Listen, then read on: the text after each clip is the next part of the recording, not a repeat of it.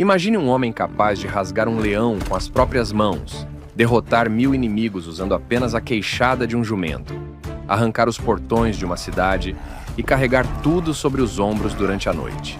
Um homem temido pelos filisteus, separado por Deus desde o ventre, marcado por uma força que ninguém conseguia explicar. Mas agora imagine esse mesmo homem cego, acorrentado, humilhado, girando um moinho como escravo diante dos seus inimigos. A pergunta é inevitável: como o homem mais forte do mundo caiu tão profundamente? A resposta não está apenas em Dálila.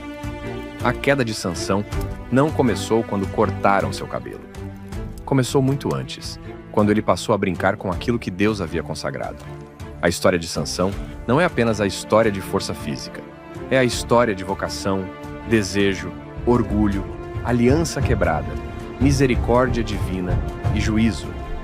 Antes de Sansão aparecer como o homem mais forte de sua geração, Israel já estava profundamente enfraquecido. A crise não começou em Dalila, não começou nos cabelos cortados, nem começou no templo de Dagon. A crise começou muito antes, no coração de uma nação que havia se afastado do Deus que a libertou do Egito, conduziu pelo deserto e entregou a terra prometida. O livro de Juízes nos coloca em um dos períodos mais instáveis da história de Israel. Josué já havia morrido.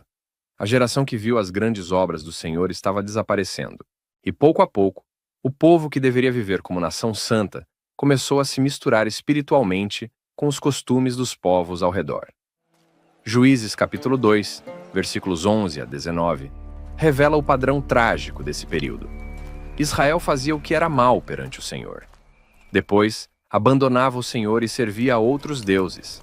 Então, Deus permitia que inimigos se levantassem contra o povo. Em sofrimento, Israel clamava. O Senhor levantava um juiz, um libertador, alguém capacitado para livrar a nação. Mas, depois da libertação, o povo voltava a se corromper. Era um ciclo doloroso. Pecado, opressão, clamor, livramento e queda novamente. Essa repetição mostra que o problema de Israel não era apenas militar, era espiritual. O povo não estava perdendo batalhas apenas porque seus inimigos eram fortes. Israel estava enfraquecendo porque sua aliança com Deus estava sendo desprezada. E é exatamente nesse cenário que a história de Sansão começa. Juízes capítulo 13, versículo 1 diz: tornaram os filhos de Israel a fazer o que era mal perante o Senhor. E o Senhor os entregou nas mãos dos filisteus por 40 anos. Essa frase é curta, mas carrega o peso de uma geração inteira.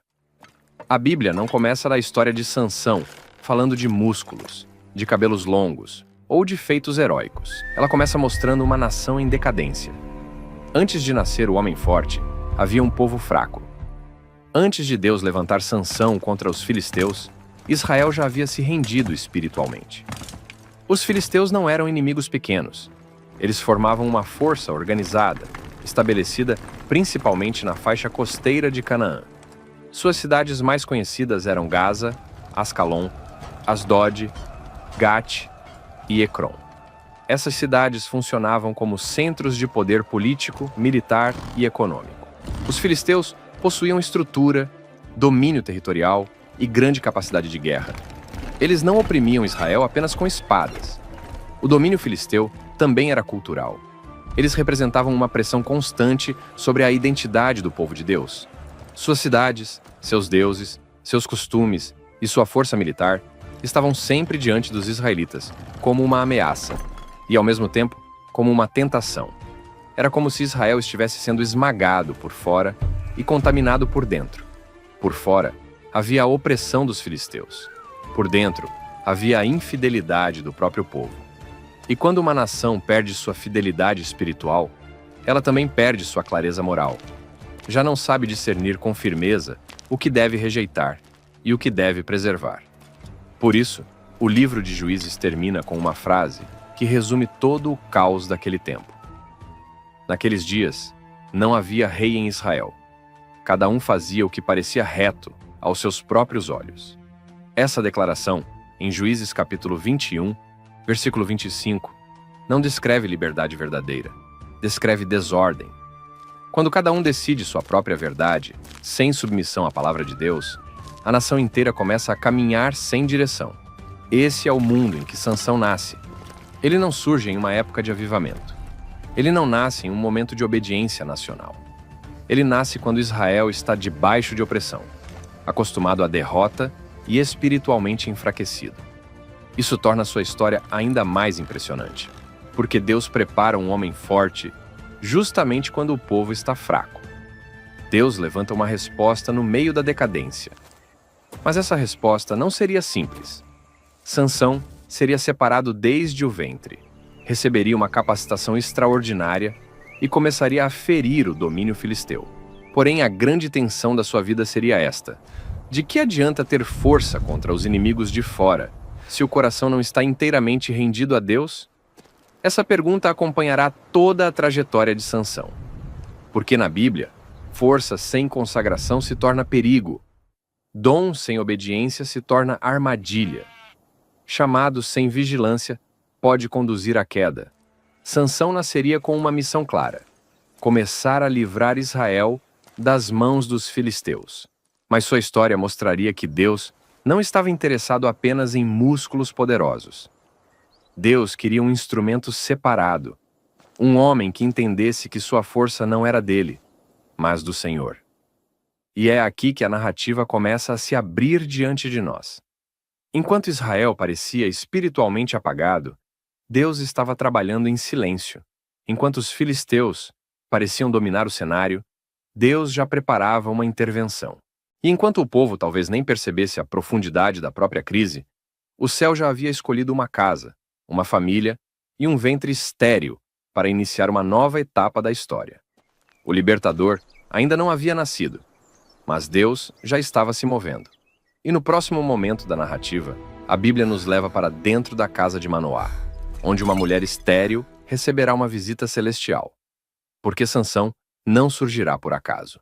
Seu nascimento será anunciado pelo próprio Deus, mostrando que antes de haver força em seus braços, já havia propósito sobre sua vida. Antes de continuarmos, eu quero te pedir algo de coração. Esse vídeo que você está assistindo não nasceu do nada. Foram horas de preparação para trazer a palavra de Deus com clareza, com respeito e com profundidade. E se isso está te ajudando, a melhor forma de você apoiar esse trabalho é bem simples: curtir o vídeo, deixar um comentário aqui embaixo e, se aparecer para você, clica no botão Hype. Leva só alguns segundos. Isso faz muita diferença. Cada curtida, cada comentário e cada apoio nesse botão faz diferença. Quando você comenta, você me mostra que esse esforço valeu a pena e, mais do que isso, você ajuda essa mensagem a alcançar mais pessoas, porque o YouTube entende que esse conteúdo tem valor e passa a entregar para mais gente. E no caso do botão Hype, esse apoio pode dar ainda mais visibilidade ao vídeo, ajudando o conteúdo a ganhar destaque e alcançar pessoas que talvez nunca encontrariam essa mensagem sozinhas. Ou seja, com um gesto simples, você não apoia apenas o canal, mas também coopera para que a palavra de Deus chegue mais longe. Então comenta algo do seu coração, ou comente exatamente assim: a palavra de Deus é maravilhosa e fiel. Obrigado pelo seu apoio. Agora sim, voltando para a história. No período em que Israel estava espiritualmente enfraquecido e politicamente pressionado pelos filisteus, a Bíblia não começa a história de Sansão em um campo de batalha. Ela começa em uma casa silenciosa, marcada por uma dor antiga: a esterilidade. Juízes, capítulo 13, apresenta Manoá, da tribo de Dan, e sua esposa, uma mulher que não tinha filhos. O texto é direto ao dizer que ela era estéril. Na cultura bíblica antiga, essa condição carregava um peso muito grande. Ter filhos era visto como continuidade da família, preservação do nome, herança, futuro e bênção.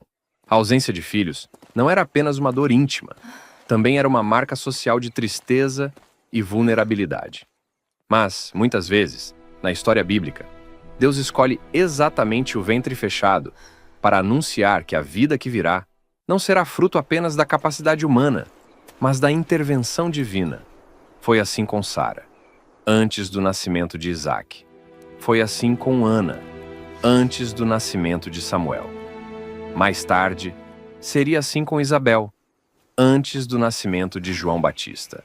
E agora, no livro de Juízes, acontece algo semelhante com a mãe de Sansão. Isso não significa que toda esterilidade na Bíblia tenha sempre o mesmo propósito, nem que toda dor humana deva ser explicada de forma simplista, mas, em certas narrativas específicas, a Escritura mostra Deus abrindo o ventre como sinal de que aquele nascimento carrega uma missão especial. Então o anjo do Senhor aparece à esposa de Manoá e anuncia algo extraordinário. Em Juízes capítulo 13, ele declara que ela conceberia e daria à luz um filho. A criança ainda não existia aos olhos humanos, mas já estava debaixo de uma palavra divina. Antes de Sansão ter nome, força ou história, Deus já havia determinado um propósito sobre ele. A mensagem não era apenas sobre o nascimento de um menino, era sobre a chegada de alguém separado para uma missão. O anjo diz que nenhuma navalha passaria sobre a sua cabeça, porque o menino seria nazireu de Deus desde o ventre, e ele começaria a livrar Israel das mãos dos filisteus. Essa frase é fundamental. Sansão começaria a livrar Israel. A Bíblia não diz que ele concluiria completamente a libertação. O domínio filisteu continuaria sendo uma questão importante na história de Israel, chegando até os dias de Samuel, Saul e Davi. Sansão seria o início de um confronto. Ele seria uma espécie de sinal vivo de que Deus ainda não havia abandonado seu povo. Para entender a profundidade desse chamado, é preciso compreender o nazireado. Em Números capítulo 6, a lei explica que uma pessoa podia fazer voto de nazireu, separando-se de maneira especial para o Senhor por um período determinado. Esse voto incluía abstinência de vinho e bebida forte, proibição de tocar em cadáveres e a ordem de não cortar o cabelo durante o tempo da consagração. No caso de Sansão, porém, há algo ainda mais sério. Ele não seria nazireu apenas por alguns dias, meses ou anos. Ele seria nazireu desde o ventre. Sua consagração começaria antes mesmo do nascimento. Isso significa que sua vida não pertencia a ele no sentido comum. Sansão nasceria sob uma marca de separação, missão e responsabilidade. Por isso, a própria mãe de Sansão recebe instruções. Ela não deveria beber vinho nem bebida forte, nem comer coisa imunda. O cuidado começava antes do nascimento, porque a consagração do filho já estava sendo tratada por Deus como algo santo. A missão de Sansão não era improvisada. Não era um acidente da história. Era uma resposta divina em uma geração dominada por inimigos e enfraquecida pela infidelidade. Aqui também é importante corrigir uma ideia muito popular. A força de Sansão não estava magicamente em seu cabelo. O cabelo era o sinal visível de uma consagração invisível. Ele apontava para uma aliança, para uma separação, para uma vida marcada pelo Senhor. A força vinha de Deus, não dos fios. O erro de Sansão, mais tarde, será tratar esse sinal santo como se fosse algo comum. Ele vai brincar com o limite da própria consagração. Mas, neste momento inicial, a Bíblia nos mostra que seu chamado era puro, alto e sagrado. Quando a mulher conta tudo a Manoá, ele ora ao Senhor pedindo que o homem de Deus volte e ensine o que deveriam fazer ao menino que haveria de nascer. Isso revela algo importante sobre Manoá. Ele não trata aquela palavra com desprezo. Ele entende que a criança exigirá direção, cuidado e temor. Antes mesmo de Sansão nascer, seus pais já são colocados diante da responsabilidade de criar alguém separado para Deus. O anjo do Senhor aparece novamente, e Manoá deseja oferecer hospitalidade. Mas a cena ganha um peso ainda maior quando o sacrifício é apresentado. Juízes, capítulo 13, mostra que, quando a chama sobe do altar ao céu, o anjo do Senhor sobe na chama. Manoá e sua esposa caem com o rosto em terra. Eles percebem que não estavam diante de uma visita comum, estavam diante de uma manifestação divina. Manoá teme morrer, porque entende que viu algo santo demais para a fraqueza humana. Sua esposa, porém, responde com discernimento. Se o Senhor quisesse matá-los, não teria aceitado o sacrifício, nem lhes teria anunciado tudo aquilo. Essa resposta mostra sobriedade espiritual. Ela interpreta na experiência não pelo medo, mas pela fidelidade da palavra recebida. Então o menino nasce e recebe o nome de Sansão. A Bíblia diz que o menino cresceu e o Senhor o abençoou. Também afirma que o Espírito do Senhor começou a impeli-lo em Maanedã, entre Zorá e Estaol. Antes das batalhas, antes dos conflitos com os filisteus, antes das mulheres, dos enigmas e da queda, há essa verdade fundamental. Sansão nasceu cercado por propósito. Ele não era apenas forte, ele era separado. E essa é a grande tensão da sua história. Porque quanto maior o chamado, maior também a responsabilidade. Sansão não recebeu força para satisfazer impulsos pessoais. Ele recebeu força para servir ao propósito de Deus em uma geração oprimida. Seu nascimento foi anunciado pelo céu, mas sua vida mostraria que um chamado recebido precisa ser vivido com temor. A separação que começa no ventre precisa continuar nas escolhas. O dom que vem de Deus precisa permanecer debaixo da obediência a Deus. E agora que a origem de Sansão foi revelada, a narrativa começa a caminhar para o ponto central de sua vida, o mistério da sua força. Porque antes de entendermos sua queda, precisamos compreender uma verdade essencial. Sansão não era poderoso por causa de músculos, fama ou aparência. A sua força estava ligada à ação do Espírito do Senhor e ao sinal de uma aliança que ele nunca deveria tratar como brincadeira.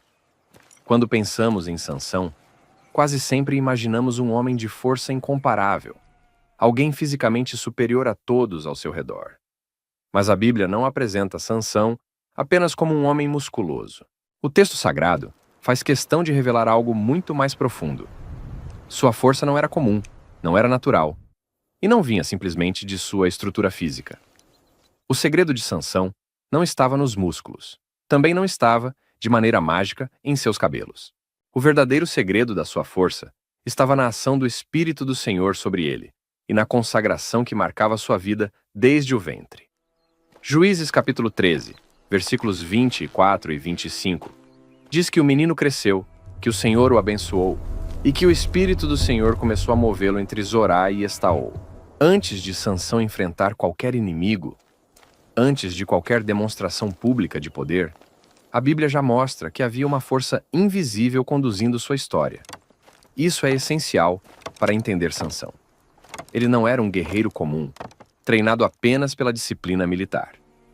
Ele não aparece como um rei, nem como um sacerdote, nem como um profeta clássico.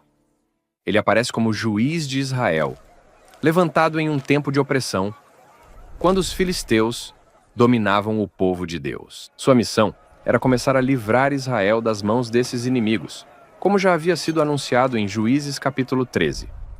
Mas a forma como Deus agiria por meio dele seria extraordinária.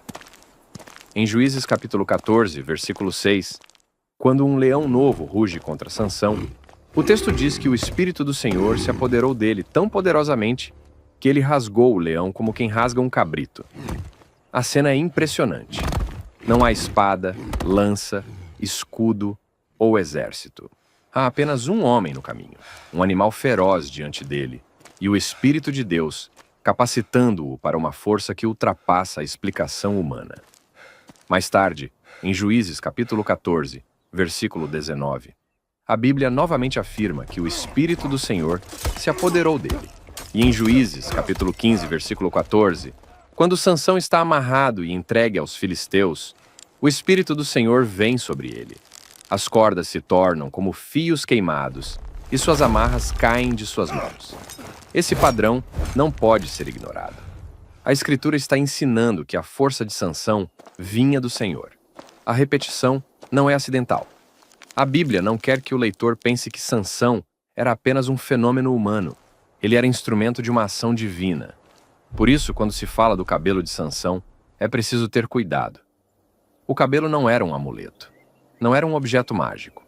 Não era uma fonte autônoma de poder. O cabelo era o sinal externo do nazireado, a marca visível de uma separação espiritual. Em Números capítulo 6, o voto de Nazireu envolvia uma consagração especial ao Senhor.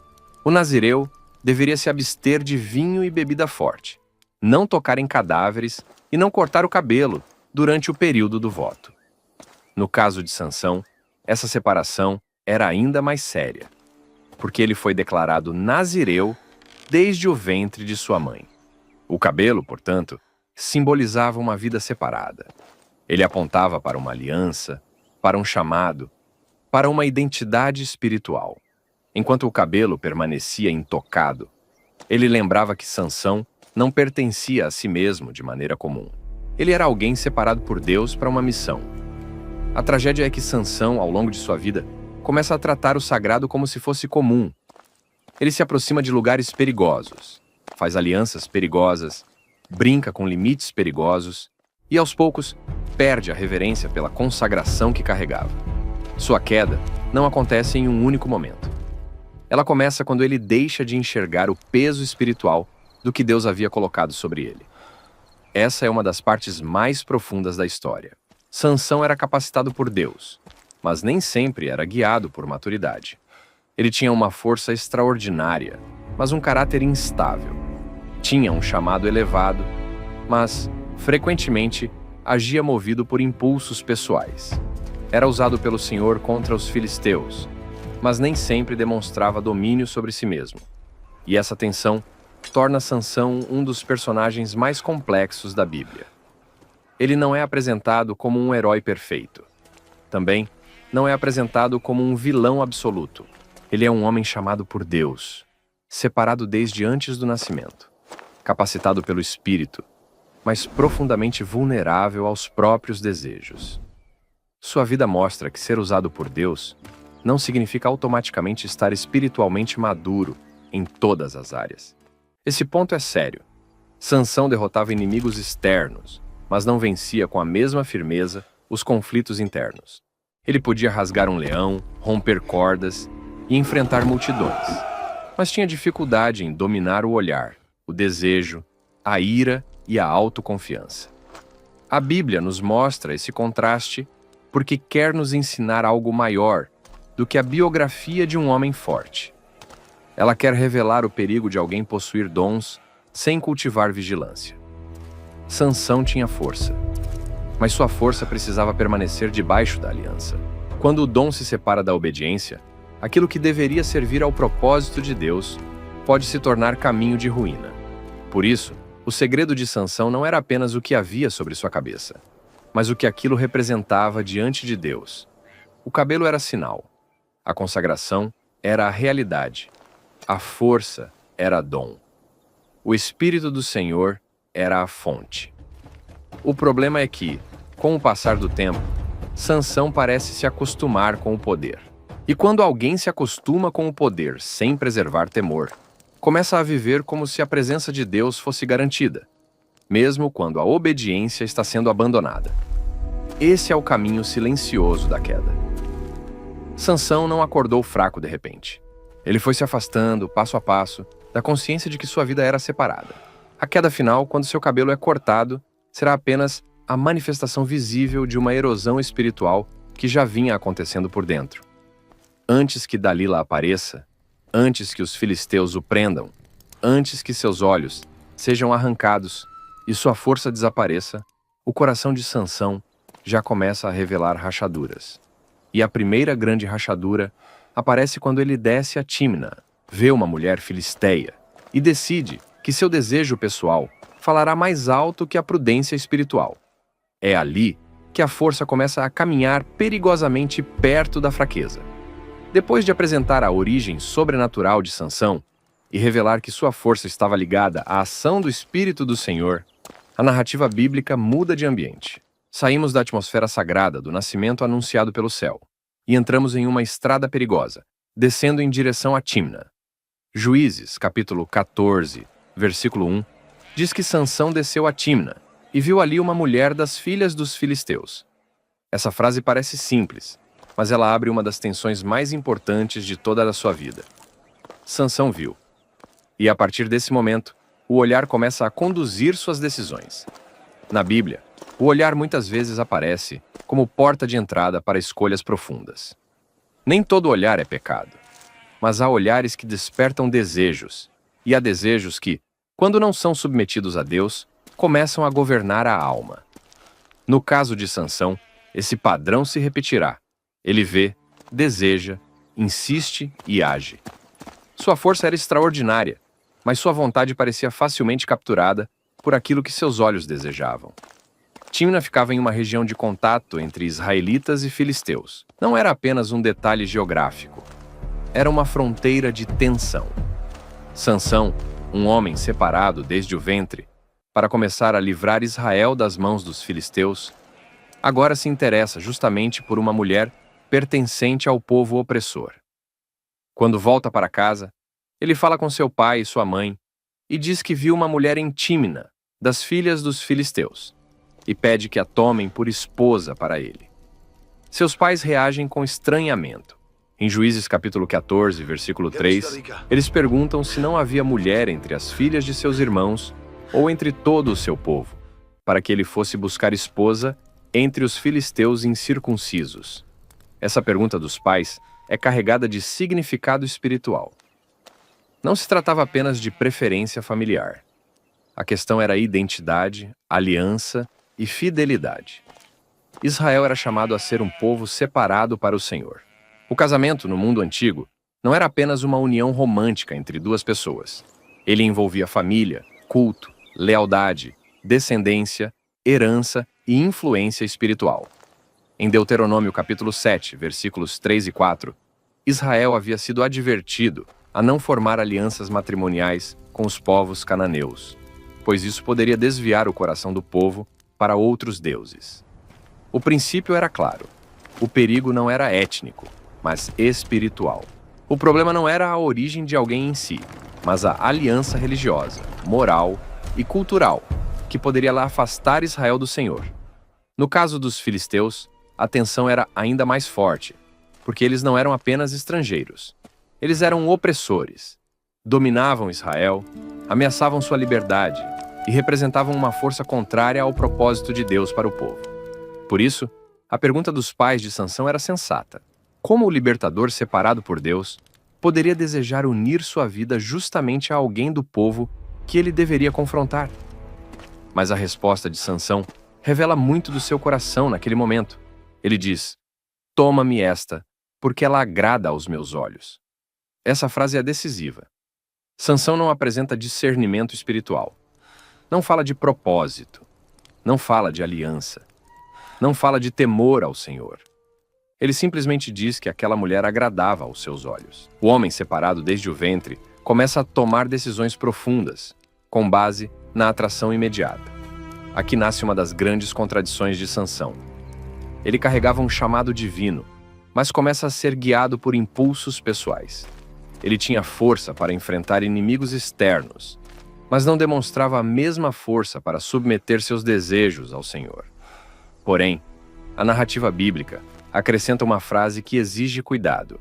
Juízes capítulo 14, versículo 4, diz que seu pai e sua mãe não sabiam que isto vinha do Senhor, pois ele buscava a ocasião contra os filisteus. Essa é uma das declarações mais profundas e mais difíceis da história de Sansão. O texto não está dizendo que Deus aprovava todos os desejos desordenados de Sansão. Também não está ensinando que todo impulso humano deve ser chamado de vontade de Deus. A Bíblia já havia revelado a importância da separação espiritual de Israel e o perigo das alianças que desviavam o coração. Portanto, a leitura precisa ser equilibrada.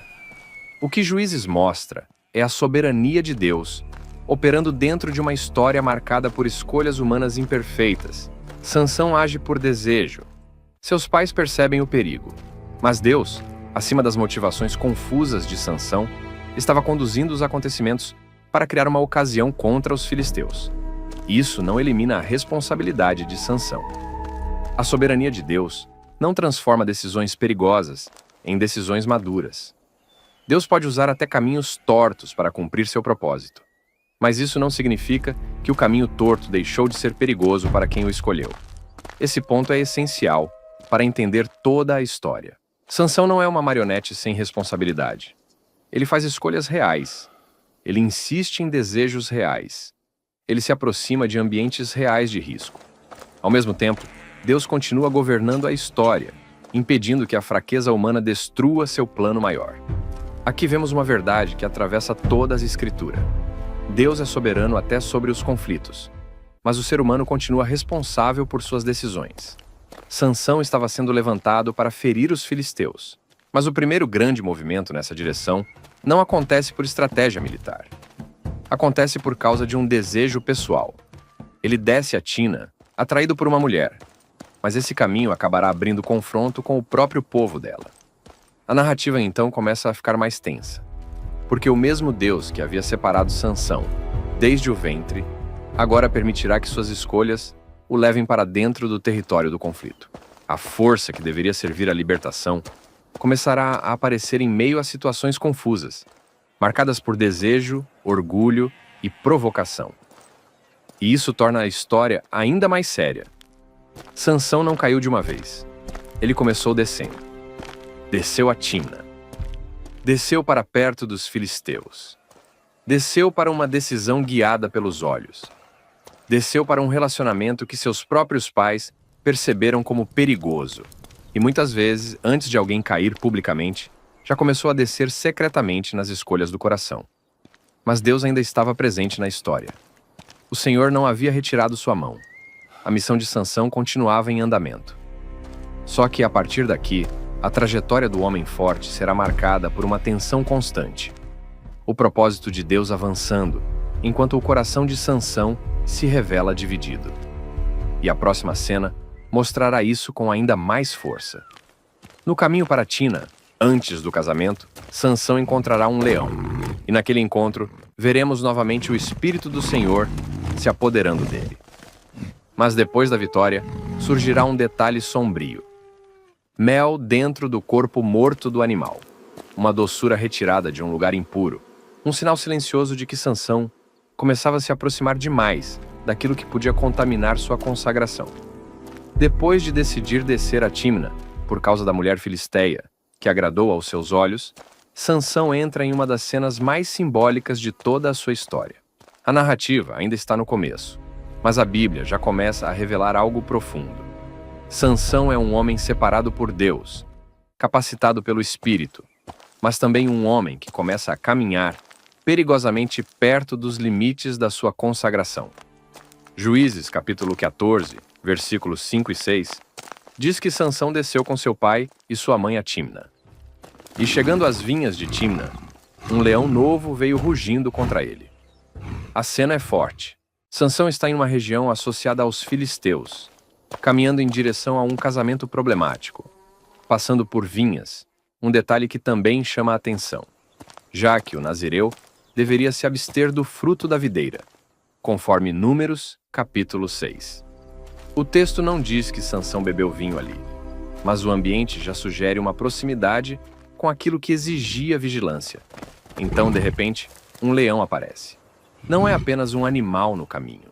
Na linguagem narrativa, aquele leão se torna um obstáculo violento diante do homem que havia sido separado desde o ventre. O rugido rompe o silêncio. A ameaça é real. E Sansão, aparentemente sem arma alguma, se vê diante de uma força da natureza. Mas então, a Bíblia diz que o Espírito do Senhor se apoderou dele. Esse detalhe é indispensável. Sansão não venceu o leão porque era apenas fisicamente impressionante. A força que se manifesta naquela cena vem da capacitação divina. O mesmo Espírito que havia começado a movê-lo entre Zorá e Estaol, agora o capacita para uma ação extraordinária. O texto diz que Sansão rasgou o leão como quem rasga um cabrito. A imagem é brutal em sua força, mas a Bíblia a descreve com sobriedade. Não há exagero fantasioso. Há uma intervenção poderosa de Deus sobre um homem chamado para enfrentar inimigos maiores do que ele mesmo. Se Sansão podia vencer um leão no caminho, era porque Deus estava mostrando que havia força suficiente para confrontar os filisteus. Mas existe um detalhe curioso. Sansão não contou a seus pais o que havia feito. Esse silêncio abre uma sombra na narrativa. A vitória foi real, mas permaneceu escondida. E pouco depois, aquilo que foi escondido se tornaria matéria-prima para um enigma, uma provocação e uma crise. A história avança. Sansão conversa com a mulher de Timna e ela agrada aos seus olhos. Depois de algum tempo, ele volta para tomá-la por esposa. No caminho, desvia-se para ver o corpo do leão morto. E ali encontra algo inesperado: um enxame de abelhas e mel dentro do cadáver do animal. Essa é uma das cenas mais irônicas da história de Sansão. Do corpo morto de um leão surge mel. De um lugar de morte aparece doçura. Da carcaça de uma ameaça vencida, Sansão tira algo agradável ao paladar. Mas para um nazireu, isso era profundamente sensível. Números, capítulo 6, versículo 6, diz que durante todo o período da sua separação para o Senhor, o nazireu não deveria aproximar-se de um cadáver. A regra tinha um sentido espiritual claro. O nazireu era separado para Deus, e sua vida deveria refletir pureza, consagração e distância da contaminação ritual da morte. No caso de Sansão, o texto de Juízes não faz uma declaração direta, dizendo: Sansão pecou naquele momento. Por isso, é preciso falar com cuidado. Não devemos afirmar mais do que o texto afirma, mas também não devemos ignorar o que a cena sugere. Sansão se aproxima de um cadáver, tira mel dele, come e ainda dá aos seus pais, sem lhes contar de onde havia tirado. O silêncio novamente aparece. Ele não apenas come o mel, ele oculta a origem do mel. Seus pais recebem algo doce, mas não sabem que aquilo veio de dentro de um corpo morto. A cena carrega um peso simbólico. Sansão começa a te extrair prazer de lugares ligados àquilo que sua consagração deveria evitar.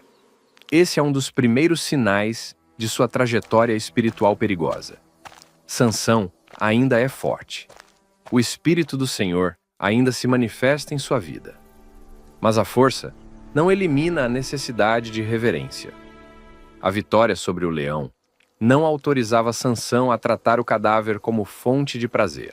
O fato de Deus tê-lo capacitado em um momento não significava que ele poderia relaxar em sua consagração no momento seguinte. Aqui está uma verdade profunda da narrativa. O perigo de Sansão não era apenas ser derrotado por inimigos externos.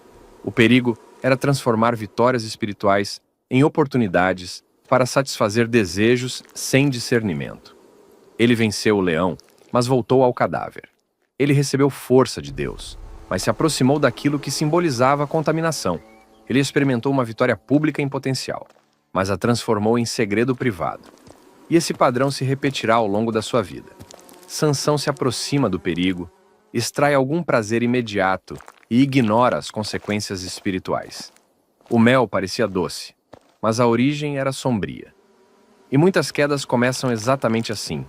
Algo parece agradável, útil, inofensivo, até desejável, mas nasce de um lugar que a consagração não deveria tocar. Depois disso, Sansão chega à festa do casamento. O texto diz que ele fez ali um banquete, como era costume dos jovens. Durante a festa, 30 companheiros são trazidos para estar com ele. O ambiente agora é social, festivo, público. Mas Sansão carrega consigo uma experiência escondida. Então, ele propõe um enigma aos filisteus. Do comedor saiu comida e do forte saiu doçura. O enigma parece inteligente. Parece uma demonstração de astúcia. Mas ele nasce de uma área escondida da vida de Sansão. Nasce de uma cena que ele não contou aos pais. Nasce de um contato suspeito com um cadáver.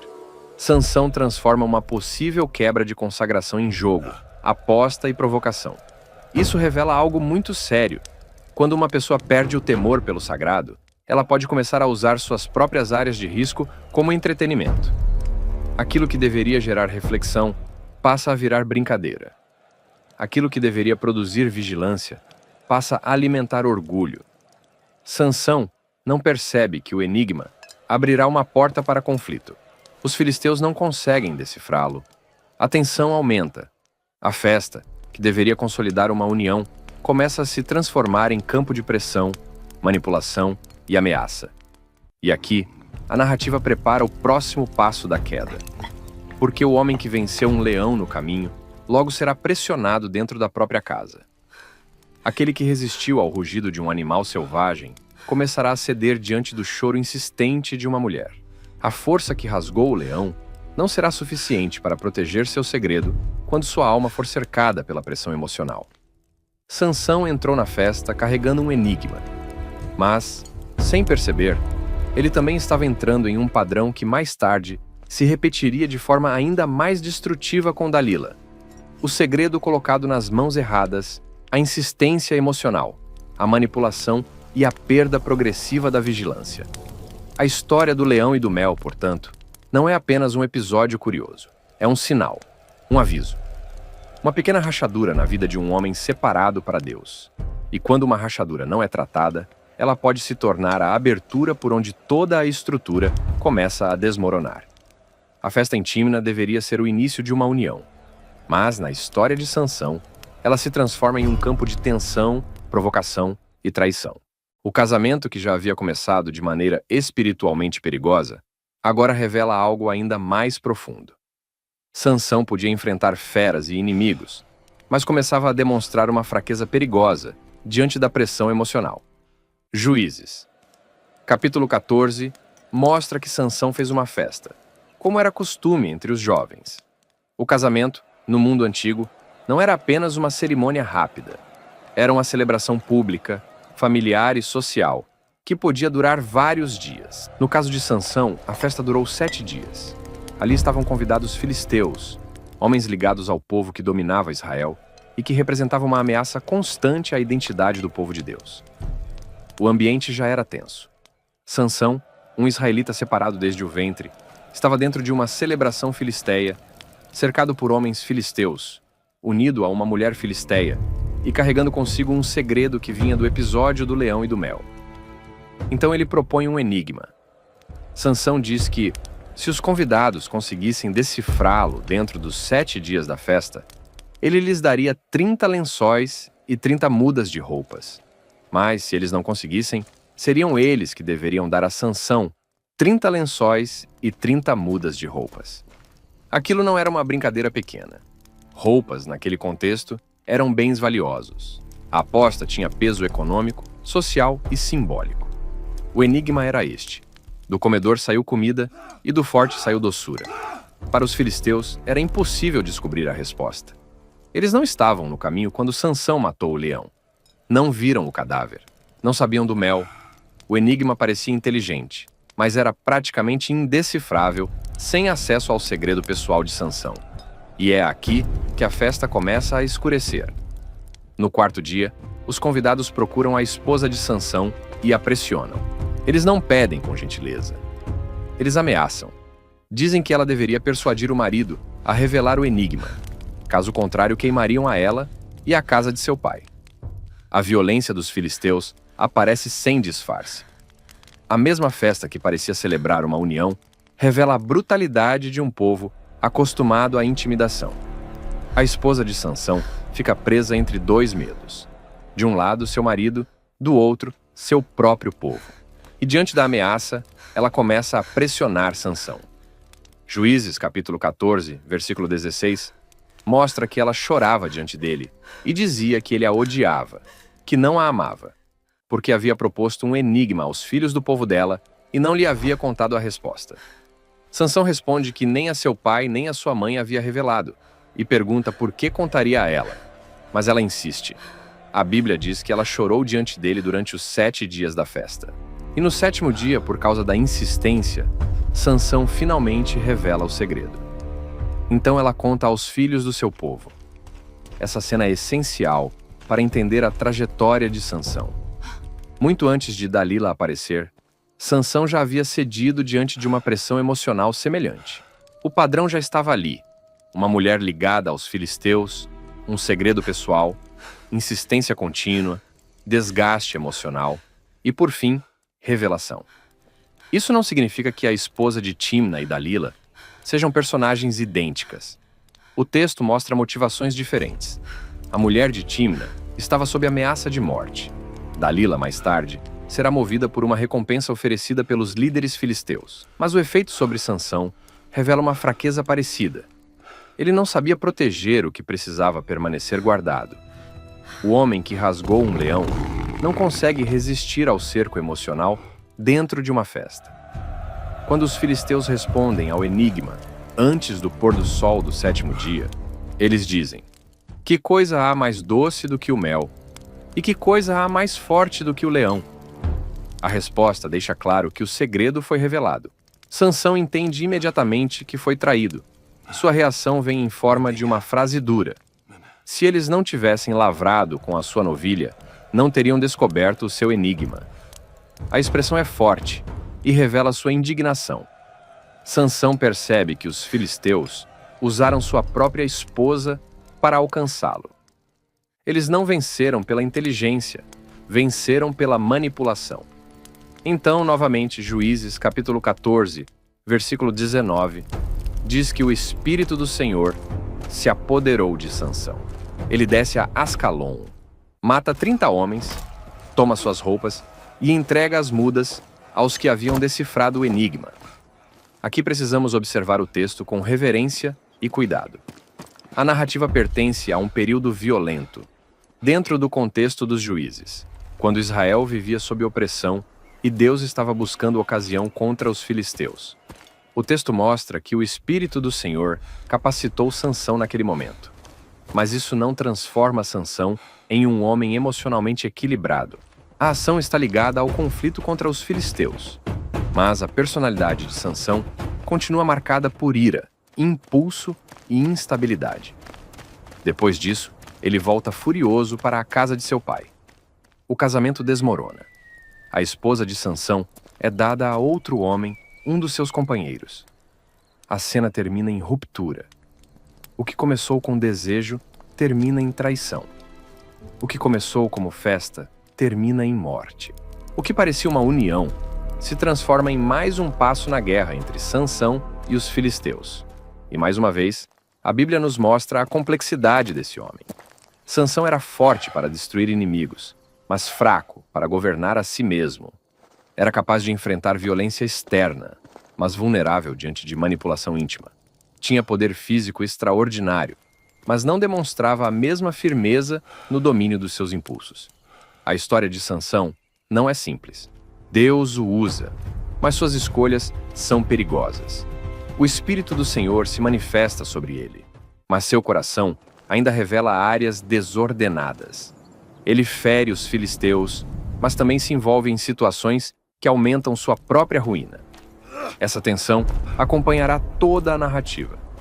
Porque Sansão não será vencido primeiro por correntes, ele será vencido por padrões. O segredo entregue sob pressão, a ira que explode sem freio, o desejo que fala mais alto que a prudência, a proximidade com os filisteus, tudo isso vai preparando o terreno para quedas maiores. A festa de Tímina antecipa Dalila. Antes do vale de Soreque, houve a casa da mulher filisteia. Antes do cabelo cortado, houve o enigma revelado. Antes da prisão em Gaza, houve uma sequência de pequenas concessões que Sansão não tratou com temor. E agora, com o casamento destruído e a esposa entregue a outro homem, a história entra em uma nova fase. A ofensa pessoal se transformará em vingança aberta. Sansão voltará a Tina, mas não encontrará mais a mulher como sua esposa. E quando descobrir que ela foi dada a outro, sua resposta incendiará literalmente os campos dos filisteus. A partir daqui, o conflito deixa de ser apenas doméstico. Ele se torna nacional. Depois da festa em Tímna terminar em traição, morte e humilhação, a história de Sansão entra em uma fase ainda mais intensa. O conflito que antes parecia ligado a um casamento mal resolvido começa a atingir proporções maiores. A vida pessoal de Sansão se mistura ao cenário político de Israel, e sua vingança contra os filisteus passa a tocar diretamente o sistema de poder que oprimia o povo de Deus.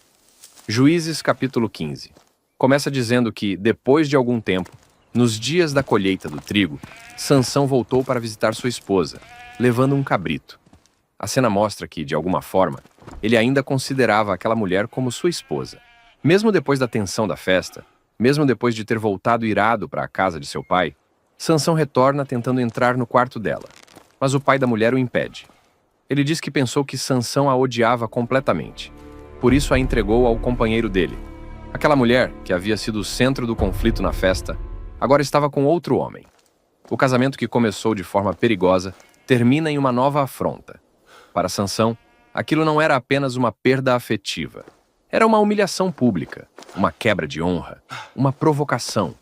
O pai ainda tenta oferecer a irmã mais nova da mulher, dizendo que ela era mais bonita. Mas Sansão não aceita. A partir desse momento, sua indignação se volta novamente contra os filisteus. Ele declara que, desta vez, seria inocente em relação aos filisteus, quando lhes fizesse algum mal.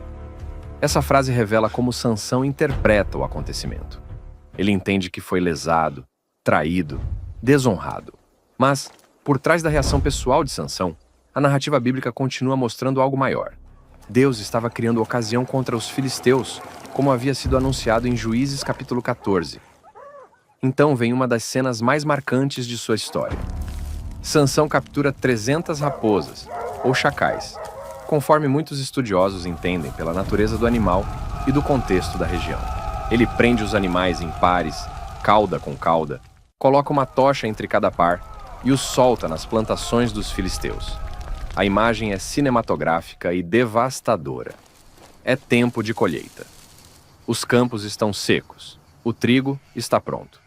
As plantações representam meses de trabalho, alimento, comércio e sobrevivência. Quando as tochas acesas correm pelos campos, o fogo se espalha rapidamente. A Bíblia diz que Sansão queimou os feixes, o cereal ainda por colher, as vinhas e os olivais. Isso não foi apenas um ataque impulsivo contra algumas propriedades. Foi um golpe econômico. No mundo antigo, grãos, vinhas e oliveiras eram elementos fundamentais da vida. O trigo sustentava a alimentação. As vinhas produziam uvas e vinho. As oliveiras forneciam azeite, usado na alimentação, na iluminação, em práticas domésticas e até em contextos religiosos e comerciais. Ao incendiar esses campos, Sansão atingiu a base produtiva dos filisteus. Ele não apenas feriu indivíduos, ele feriu o sistema que sustentava sua força. E aqui aparece novamente a complexidade de Sansão. Sua motivação imediata é pessoal. Ele reage porque foi ofendido. Mas o efeito de sua ação ultrapassa sua dor individual. A vingança de Sansão atinge uma estrutura de domínio filisteu. Deus, em sua soberania, estava usando até os conflitos desordenados desse homem para confrontar os opressores de Israel. Mas a violência gera mais violência. Quando os filisteus descobrem que Sansão fez aquilo por causa da mulher de Tina, eles vão até ela e seu pai e os queimam. A ameaça feita durante a festa agora se cumpre de forma trágica. A mulher que havia traído Sansão por medo de ser queimada acaba sofrendo exatamente aquilo que tentou evitar. Essa é uma das partes mais sombrias da narrativa. A aliança com os filisteus não trouxe segurança para ela. A manipulação, a mentira e o medo não a salvaram. O próprio povo que ela tentou satisfazer se voltou contra sua casa. Quando Sansão fica sabendo do que aconteceu, sua resposta é novamente violenta. Ele declara que, já que agiram daquela maneira, não cessaria até se vingar. Então os fere com grande ferimento. Depois disso, desce e habita na fenda da rocha de Etã. A narrativa revela uma cadeia crescente de retaliações. Primeiro, a esposa de Sansão é entregue a outro homem. Depois, Sansão queima os campos filisteus. Em seguida, os filisteus queimam a mulher e seu pai. Então Sansão responde com um novo ataque.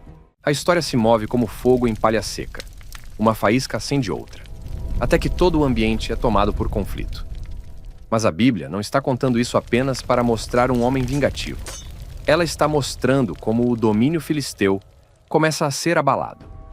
Sansão, mesmo instável, mesmo impulsivo, torna-se instrumento de confronto contra um povo que dominava Israel havia décadas.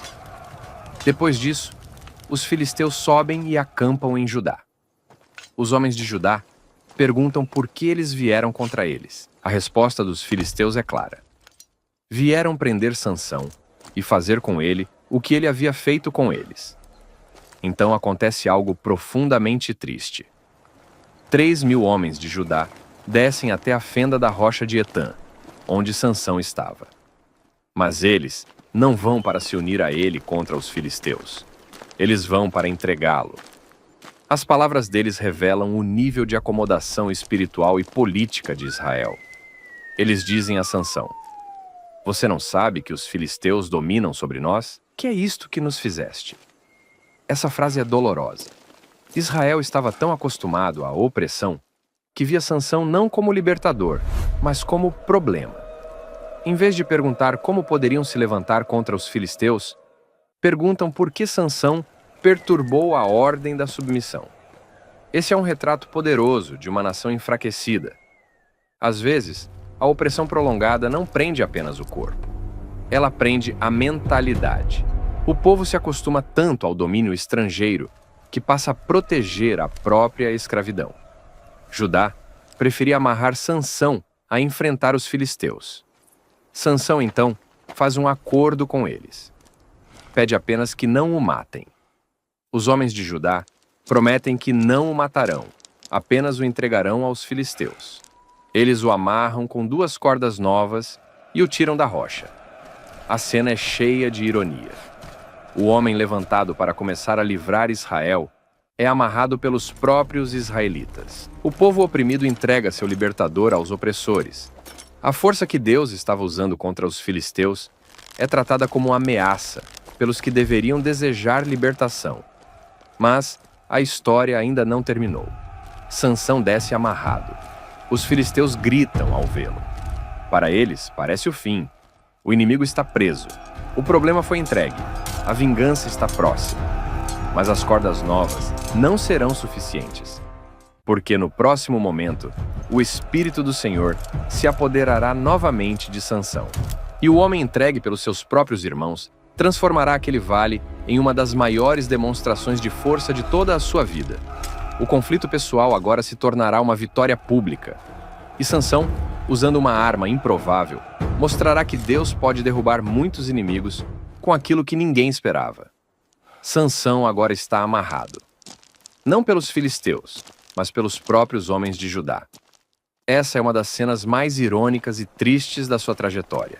O homem levantado por Deus para começar a livrar Israel das mãos dos filisteus é entregue pelo próprio povo que deveria desejar libertação. Juízes capítulo 15, versículo 14, diz que Sansão chegou a Leí e os filisteus saíram ao encontro dele gritando. Para eles, aquele momento parecia uma vitória definitiva. O inimigo estava preso.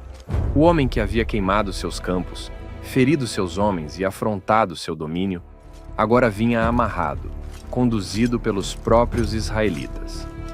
O grito dos filisteus provavelmente não era apenas um grito de guerra. Era o som da vingança, da celebração antecipada, da confiança de quem pensava que finalmente havia capturado o homem mais perigoso de Israel.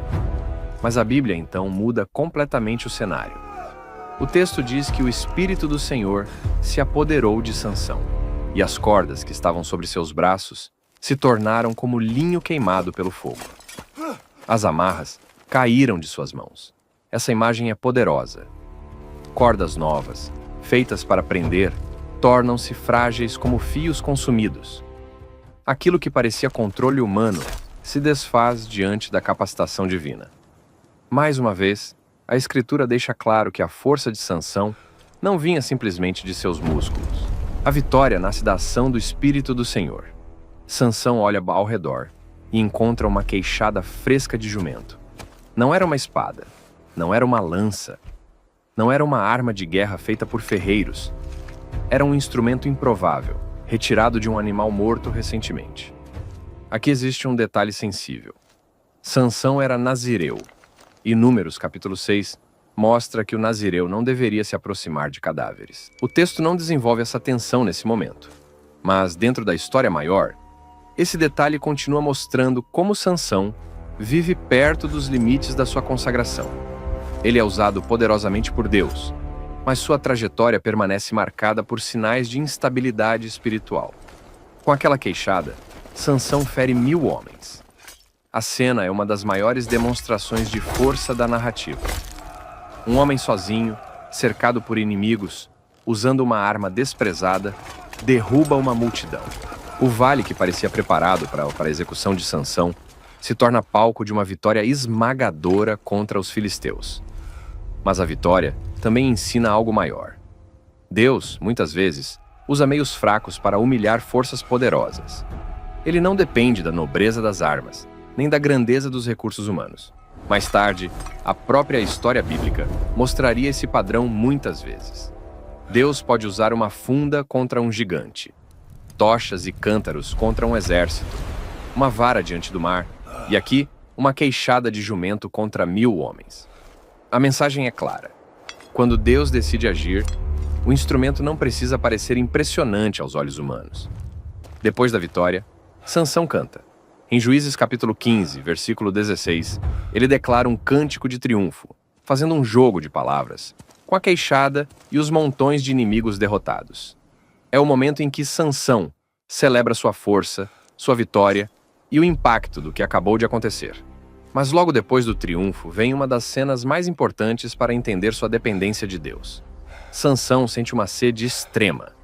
O homem que derrotou 1000 homens descobre que não consegue vencer a própria necessidade de água. Aquele que rompeu cordas, enfrentou inimigos e saiu vivo de uma batalha impossível, agora está à beira do colapso por causa da sede. Essa virada é profundamente teológica.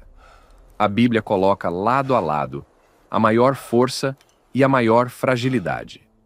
Sansão podia vencer exércitos, mas não podia sustentar a própria vida sem a provisão de Deus. Seu corpo, depois da batalha, revela aquilo que sua alma precisava lembrar. Nenhum dom torna o homem independente do Senhor. Então, Sansão clama a Deus. Em Juízes, capítulo 15, versículo 18, ele reconhece que o Senhor havia concedido aquela grande vitória por meio dele. Isso é importante. Apesar de sua impulsividade, Sansão sabe que a libertação veio de Deus, mas ele também questiona se agora morreria de sede e cairia nas mãos dos incircuncisos. Esse clamor revela uma mistura muito humana. Há reconhecimento da ação divina, mas também medo, angústia e desespero. Sansão não aparece como um herói invulnerável. Ele aparece como um homem exausto, dependente, necessitado de socorro. E Deus responde. Juízes capítulo 15, versículo 19, diz que Deus fendeu a cavidade que estava em Leí, e dela saiu água. Sansão bebeu, seu espírito voltou, e ele reviveu. Por isso, aquele lugar recebeu o nome de En-Hakoré, que significa fonte daquele que clama.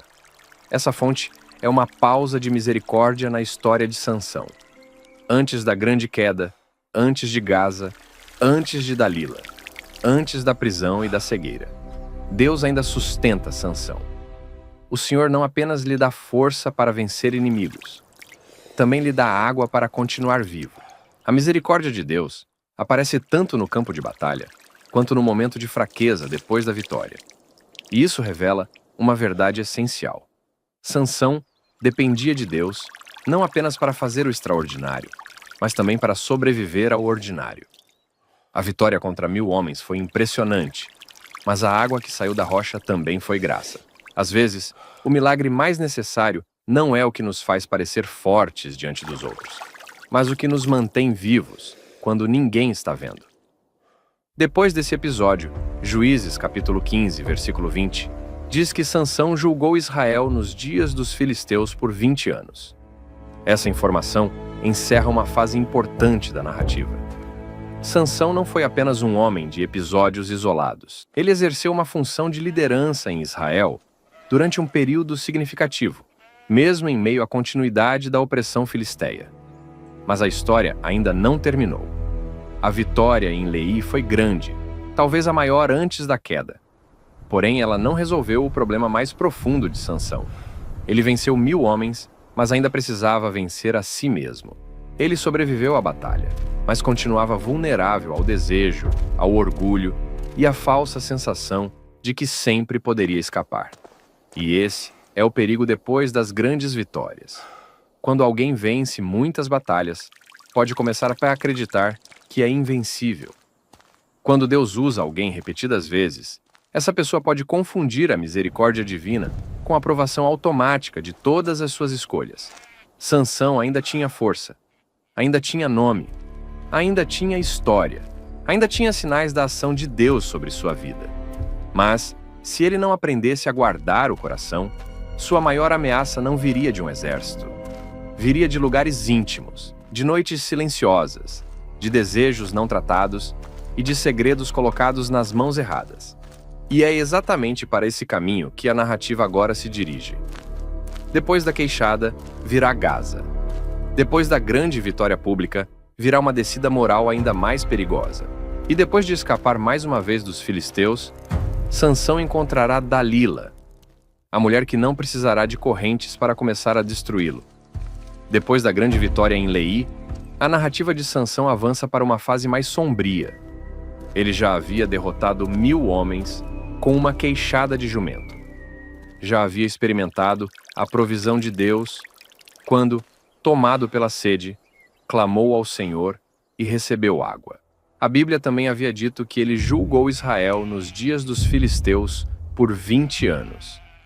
Mas Juízes capítulo 16 nos mostra que, mesmo depois de anos de liderança, Sansão ainda carregava uma fraqueza não tratada. A história agora o leva a Gaza.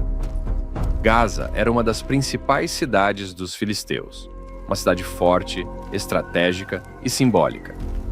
Sansão não estava entrando em um lugar neutro. Ele estava entrando no território dos inimigos. E o texto de Juízes, capítulo 16, versículo 1, diz que Sansão foi a Gaza, viu ali uma prostituta e entrou a ela. Mais uma vez, o padrão aparece. Sansão vê, deseja e age. A queda de Sansão não começa em Dalila.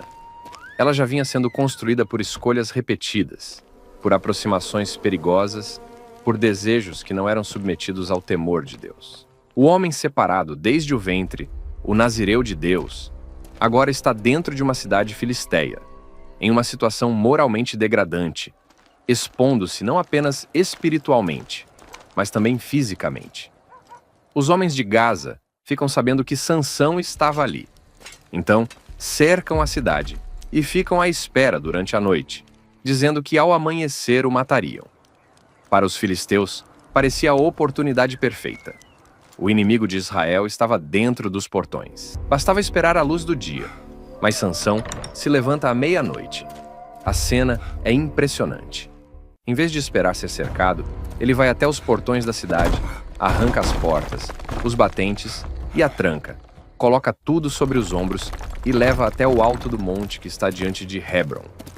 Aquilo não era apenas demonstração de força. Os portões representavam segurança, autoridade e defesa de uma cidade. Ao arrancá-los, Sansão humilha Gaza e mostra que as fortalezas filisteias não eram invencíveis diante do poder que Deus ainda permitia operar nele. Mas aqui está a atenção. Sansão ainda tinha força, mas estava espiritualmente em perigo. Essa é uma das partes mais assustadoras da sua história. O fato de ele escapar não significa que seu caminho estava certo. O fato de ainda realizar feitos extraordinários não significa que sua alma estava saudável. Às vezes, o maior perigo de alguém não é cair imediatamente depois de um erro, mas continuar forte o suficiente para pensar que não haverá consequência. Sansão sai de Gaza carregando portões nos ombros, mas não sai curado de sua fraqueza interior. Depois disso, Juízes capítulo 16 apresenta Dalila, no vale de Sorek. O texto diz que Sansão amou uma mulher chamada Dalila. A Bíblia não afirma que ela era esposa de Sansão. Ela aparece como uma mulher por quem ele se apaixonou, e será justamente esse vínculo que os filisteus usarão contra ele. Os príncipes dos filisteus procuram Dalila e oferecem prata para que ela descubra em que consistia a grande força de Sansão e como poderiam dominá-lo. A proposta é fria, calculada e política. Eles não queriam apenas vencer Sansão em combate. Eles queriam desmontar o segredo da sua força. Queriam transformar sua intimidade em armadilha. Dalila então começa a perguntar. Primeiro, Sansão diz que, se fosse amarrado com 7 cordas frescas, ficaria fraco como qualquer homem. Os filisteus preparam a armadilha. Ela o amarra. Depois, grita que os filisteus vêm sobre ele. Mas Sansão rompe as cordas como se fossem fios queimados. Depois, Dalila insiste novamente. Sansão responde que, Se fosse amarrado com cordas novas, ficaria fraco. A armadilha se repete. Ele rompe as cordas outra vez. Na terceira tentativa, ele se aproxima ainda mais da verdade. Diz que se as 7 tranças da sua cabeça fossem tecidas no tear, perderia sua força. Agora Sansão já não fala apenas de cordas externas. Ele começa a tocar no símbolo da sua consagração. Ele ainda mente, mas está brincando perto demais do segredo. Essa progressão é fundamental. Sansão não caiu porque foi enganado uma única vez. Ele permaneceu no lugar onde sua destruição estava sendo negociada. Ele viu o padrão. Ele percebeu as tentativas. Ele sabia que Dalila estava tentando descobrir seu segredo. Mesmo assim, ficou. Esse é o retrato de uma queda gradual. O perigo não estava apenas em Dalila. O perigo estava em Sansão tratar a ameaça como brincadeira. Ele transformou sua consagração em jogo. A cada resposta falsa, chegava mais perto da verdade. A cada livramento parecia mais confiante. A cada tentativa fracassada dos filisteus, ele parecia menos vigilante. Então Dalila usa a mesma pressão emocional que já havia aparecido em Tímna. Ela pergunta como ele podia dizer que a amava se seu coração não estava com ela. O texto diz que ela o importunava todos os dias com suas palavras, até que a alma dele se angustiou até a morte. E então, Sansão revela tudo. Ele diz que nunca passou navalha sobre sua cabeça, porque era nazireu de Deus desde o ventre de sua mãe. Se fosse rapado, sua força se retiraria dele, e ele se tornaria fraco como qualquer homem. Esse é o momento mais grave antes da prisão. Sansão não revela apenas uma informação. Ele expõe o sinal da sua aliança. Ele entrega nas mãos de Dalila o símbolo visível da consagração que deveria guardar diante de Deus. Dalila percebe que ele havia contado todo o coração. Chama os príncipes dos filisteus. Eles vêm com a prata. Ela faz Sansão dormir sobre seus joelhos, chama um homem e manda cortar as 7 tranças da sua cabeça. Então começa a subjugá-lo. A força se retira dele. Quando Dalila grita que os filisteus vêm sobre ele, Sansão acorda pensando que sairia como das outras vezes. Essa frase revela sua autoconfiança final. Ele imaginava que poderia escapar novamente. Pensava que tudo continuaria como antes. Mas Juízes, capítulo 16, versículo 20, traz uma das declarações mais terríveis de toda a narrativa. Ele não sabia que o Senhor já se tinha retirado dele. Essa é a verdadeira tragédia de Sansão. Não foi apenas perder o cabelo. Foi perder a presença capacitadora de Deus e não perceber. O cabelo cortado foi o sinal visível, mas a perda maior era espiritual. O homem que tantas vezes havia vencido pela força do Senhor, agora descobre que não podia lutar como se Deus fosse obrigado a sustentá-lo enquanto ele desprezava sua consagração. A queda não começou na tesoura. Começou quando Sansão passou a brincar com limites. Começou quando seu olhar guiou suas decisões. Começou quando ele se aproximou do que deveria evitar.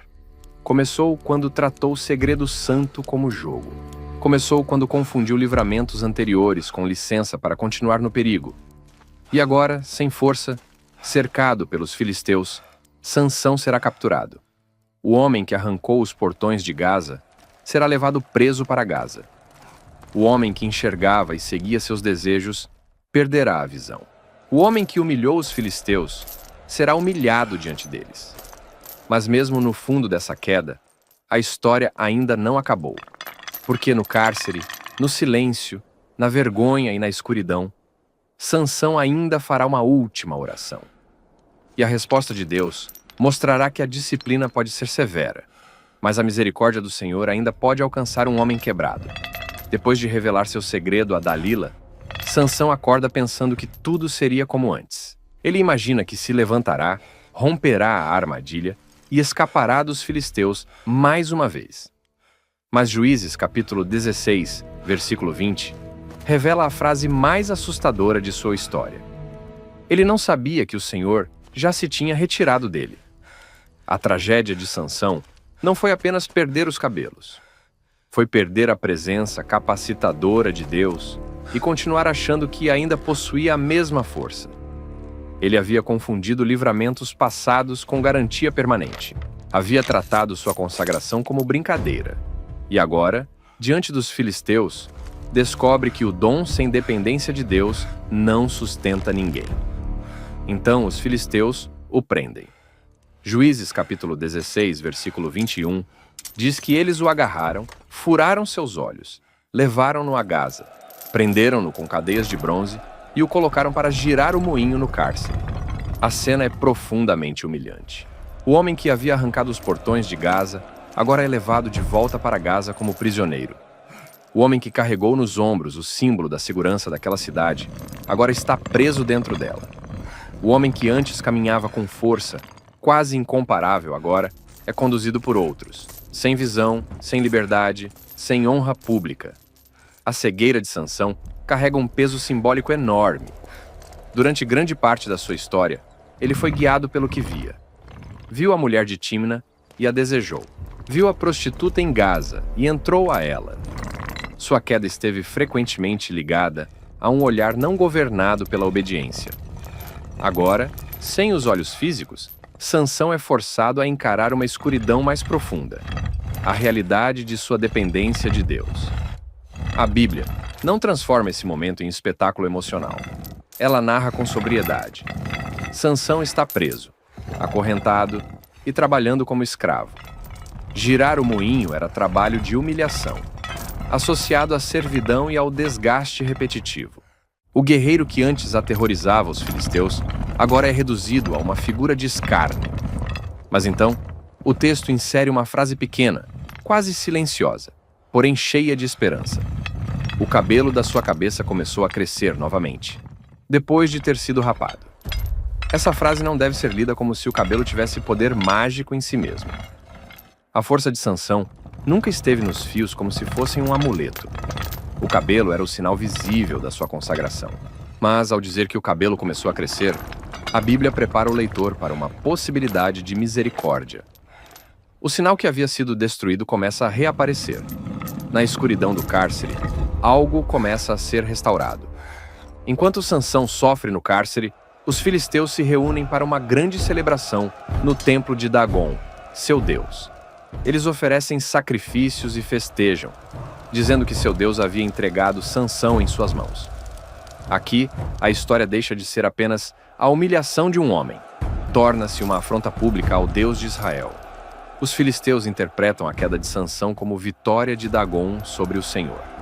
Para eles, o homem que tanto os feriu agora era a prova de que seu Deus havia triunfado. Assim, Sansão não está apenas diante de inimigos pessoais. Ele está no centro de uma disputa espiritual e pública, onde a honra do Deus de Israel está sendo blasfemada diante de uma multidão. O povo chama Sansão para divertir os presentes. O homem que antes provocava temor agora é colocado como espetáculo. Ele é levado ao templo, e todos se alegram vendo sua humilhação.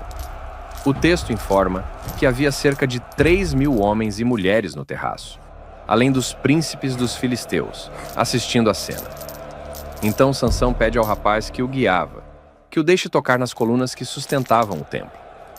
A imagem é silenciosa e pesada. Um homem cego, conduzido por uma criança ou jovem, apalpa as colunas de um templo cheio de inimigos. Aos olhos dos filisteus, ele é apenas um vencido. Mas diante de Deus, ainda há uma oração a ser feita. E Sansão ora. Em Juízes capítulo 16, versículo 28, ele clama: Senhor Deus, peço-te que te lembres de mim. Fortalece-me. Peço-te só esta vez, ó Deus. Essa oração é uma das mais intensas da história de Sansão. Ela não é uma declaração perfeita de pureza absoluta. O próprio Sansão menciona vingança contra os filisteus por causa de seus olhos. Há sim desejo de retribuição. Mas também há algo que antes aparecia pouco em sua trajetória: dependência explícita. Ele não presume mais que a força está automaticamente com ele. Ele pede, ele clama, ele reconhece que precisa receber de Deus aquilo que perdeu. A Bíblia não apresenta Sansão como um homem perfeito no fim da vida. Ela não apaga sua impulsividade, seus erros, sua sensualidade, sua violência e sua imaturidade, mas também não nega que naquele último momento ele se volta ao Senhor. E Deus, em sua soberania, usa a última oração de Sansão para cumprir o propósito anunciado desde o seu nascimento. começar a livrar Israel das mãos dos filisteus. Sansão se apoia nas duas colunas centrais do templo. Com uma mão em uma coluna e a outra mão na outra, ele se inclina com força. O templo cai sobre os príncipes e sobre todo o povo que ali estava.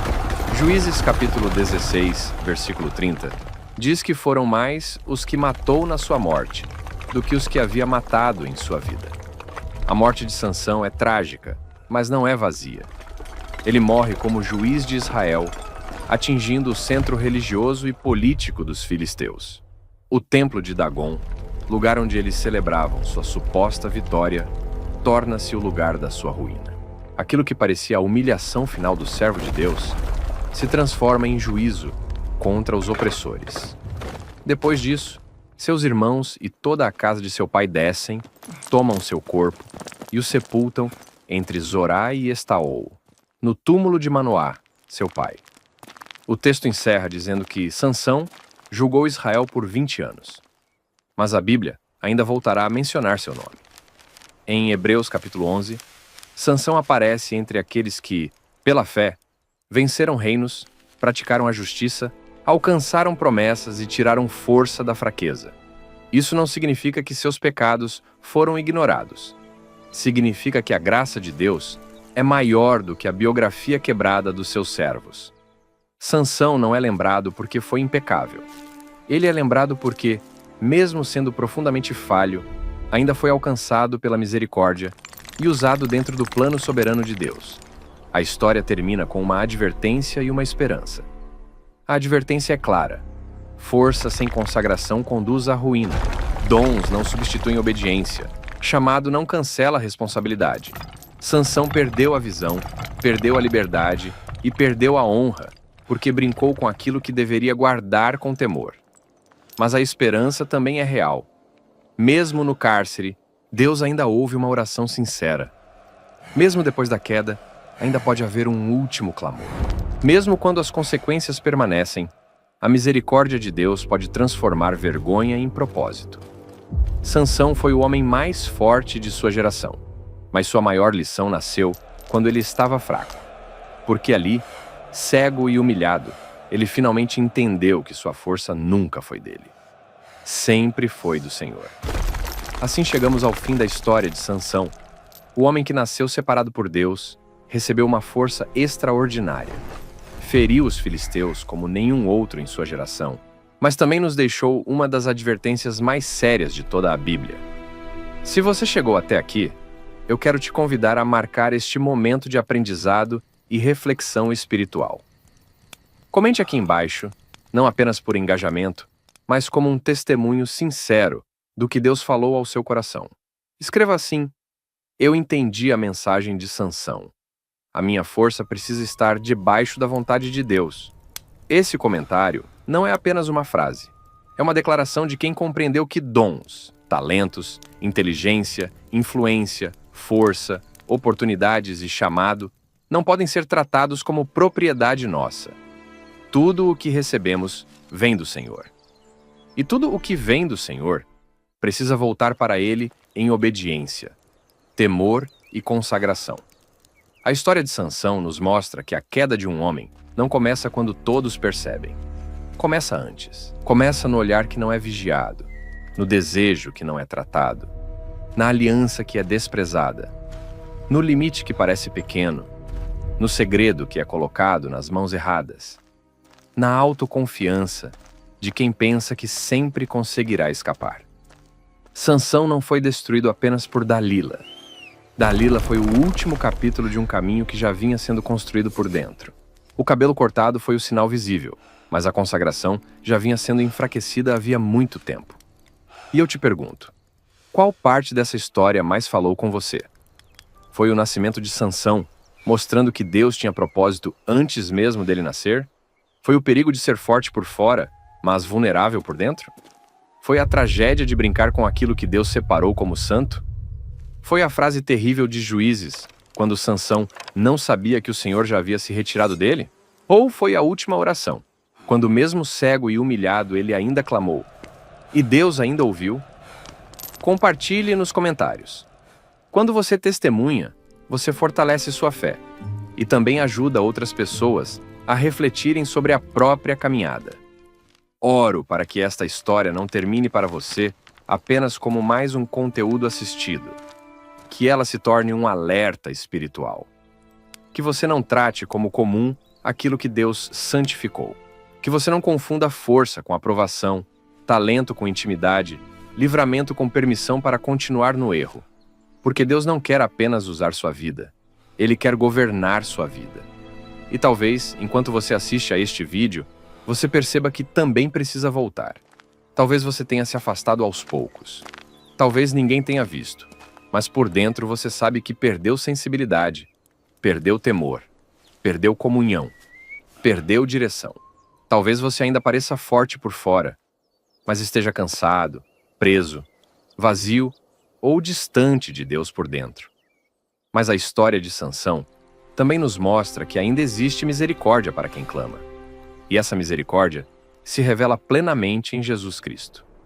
Sansão morreu junto com seus inimigos, mas Jesus morreu pelos seus inimigos.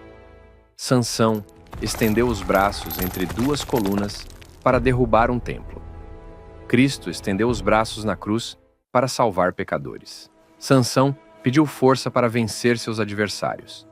Jesus entregou sua vida para reconciliar o homem com Deus. Por isso, se você ainda não entregou sua vida a Jesus, este é o momento. Não adie. Reconheça que você precisa do perdão de Deus. Creia que Jesus Cristo morreu pelos seus pecados e ressuscitou para te dar vida. Volte-se para Ele com sinceridade. Diga ao Senhor com fé: Senhor Jesus, eu reconheço que preciso de Ti. Perdoa os meus pecados, restaura a minha vida e governa o meu coração. Eu entrego a minha história em Tuas mãos. Que o Senhor te abençoe, te guarde, te livre de brincar com aquilo que é santo e te ensine a viver com força, mas também com temor. Porque o verdadeiro homem forte não é aquele que vence todos ao redor. É aquele que se rende inteiramente ao Deus que sustenta sua vida. E até o próximo vídeo, se Deus permitir.